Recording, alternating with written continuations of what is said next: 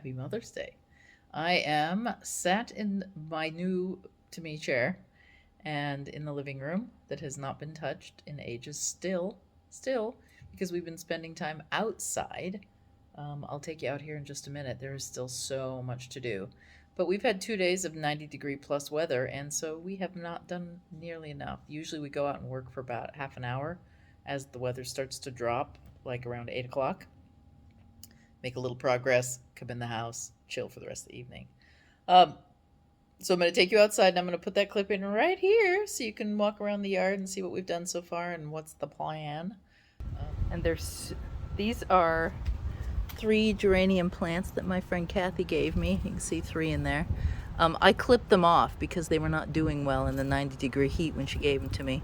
And the caretaker didn't do a very good job of taking care of them. So I clipped everything off and started them over, and they're pretty happy in their jars. This is my palm tree from last year. I have 2. And then this is a, I don't know what it's called. I call them hens and chicks. This one's from California, so it's not winter hardy, but because I took these in, neither is this for that matter. But they got sunburnt when I brought them out.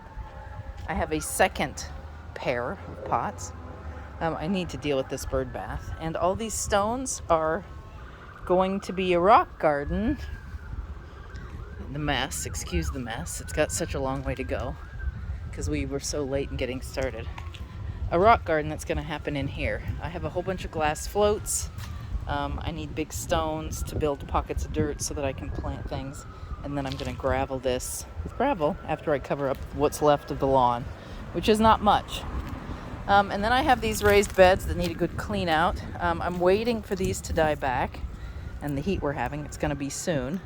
We have a little herbs in there, strawberry. We have some peas in the end bed that needs a weed. Mint that we've already made use of. I'm so happy I have right here. This is a Chinese lantern plant. This one. It came back. I was hoping it would. I planted seeds and planted the pot in here hoping it would come back, and it has. And then these look a lot like snapdragons or lilies. I'm not sure which. These say snapdragon to me. So I'm leaving them. I didn't plant them, but they're coming up. Volunteer. Kathy also gave me that plant. I'm not sure what it is, but it's nice and orange, so I'll put it in the ground soon. And Grayson purchased this plant that has yellow flowers. Tick seed. Oh, that doesn't sound good.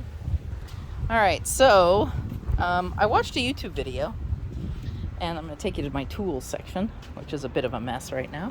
It's always a mess here. He talked about this tool right here, and for doing edging, and it is freaking awesome, I can tell you. So I'm currently edging the beds. I went through and just pushed it with my foot. I'm going to build a bigger ditch along here.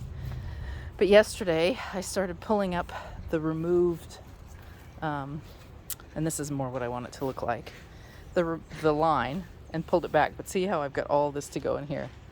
These heliobores, if anybody wants a heliobore, let me know, and you live local, I'll pot one up for you, because these things are freaking crazy.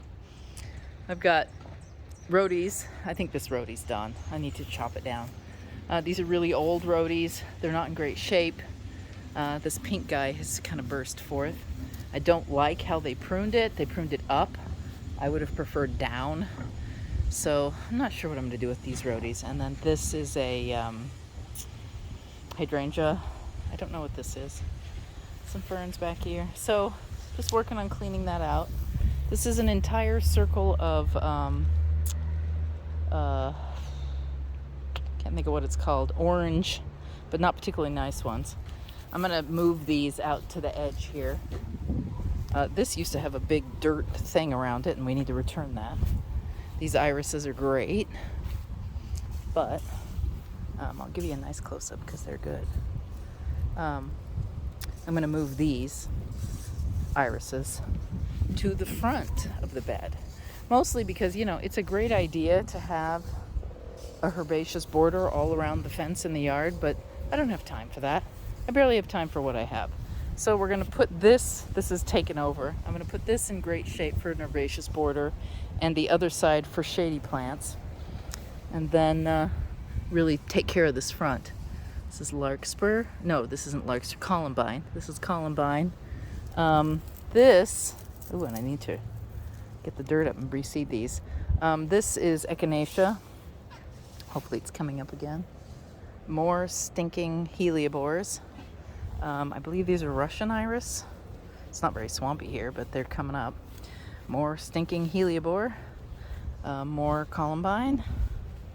Oh, look, some pretty white irises with a yellow center. That's nice. Those just opened up today.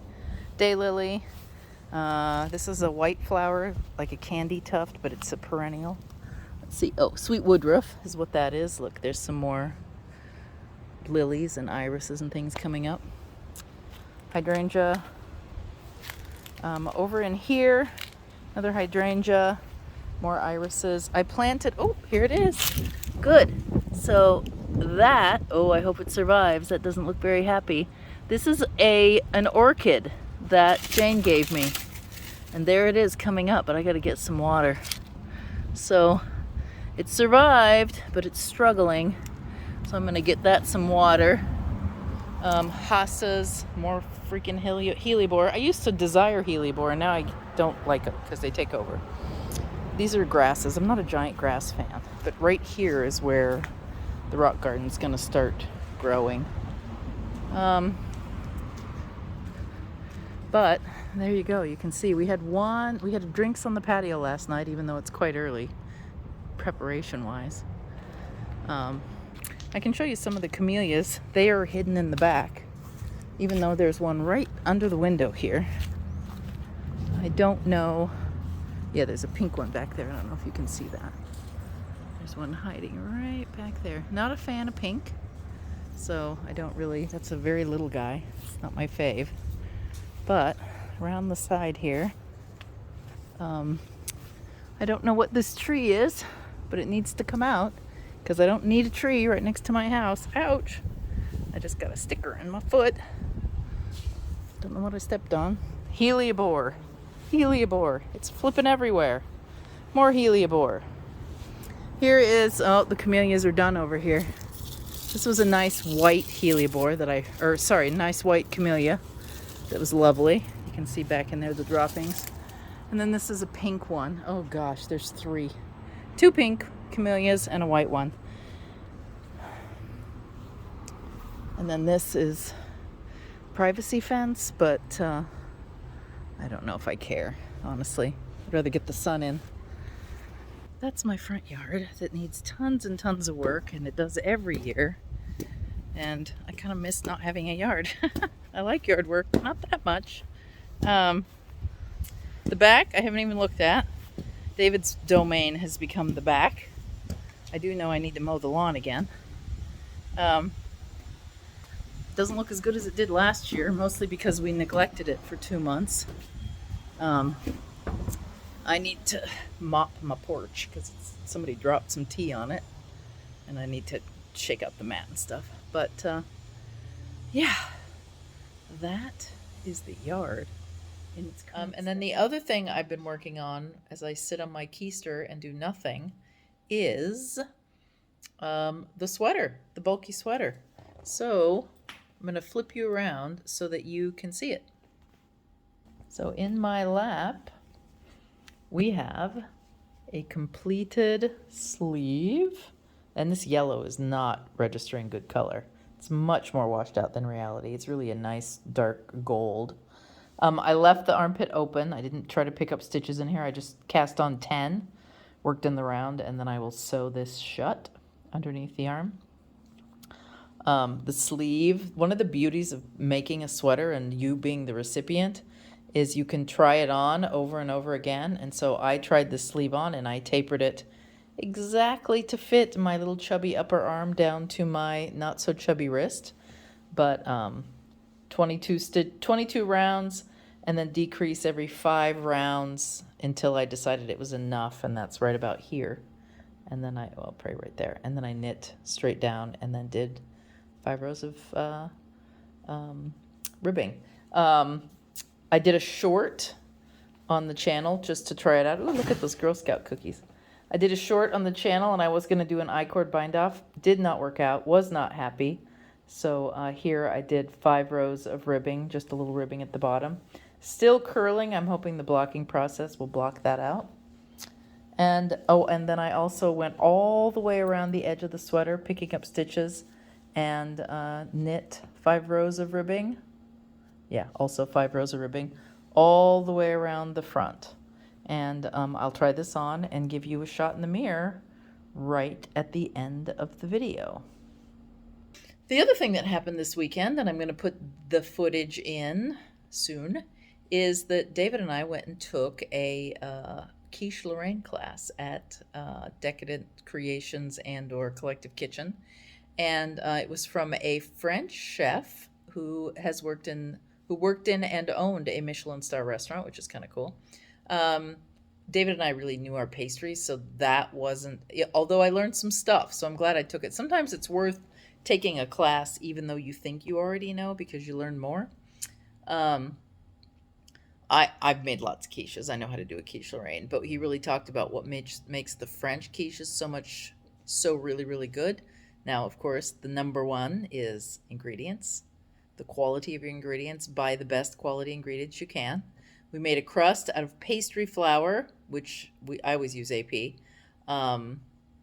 And there was a teeny bit of baking powder in the crust, as well as a teeny bit of vinegar. And you can't taste the vinegar. I ate the crust. So really good, really interesting additions. So I will show you when we cook our final crust. We made a crust in a 9-inch pan, and then we made little mini quiches where the chef made the crust, or somebody in the bakery made the crust.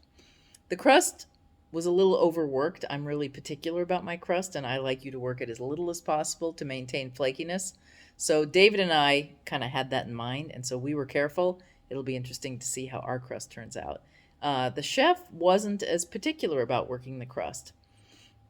I did ask him if he would use the same recipe for a fruit pie, and he said yes, except, and this was kind of cool, he would put turbinado sugar in the bottom of the pan before he put the crust in, and then bake it, or what is it, blind bake it, I think, pre-bake it, and then put the fruit in and cook his pie as usual. So I can't wait to give that a try. I can't now because I've already put my crust in, but I'd love to give that a whirl at some point.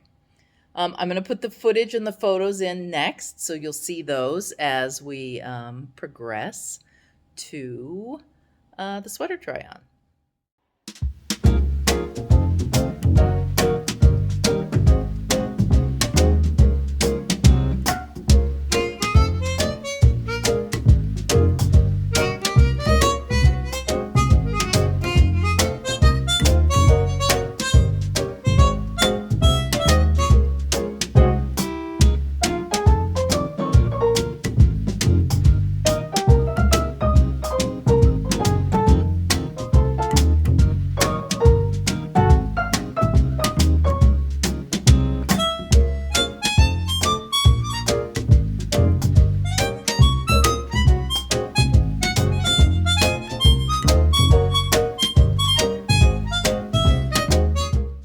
So that's it from me.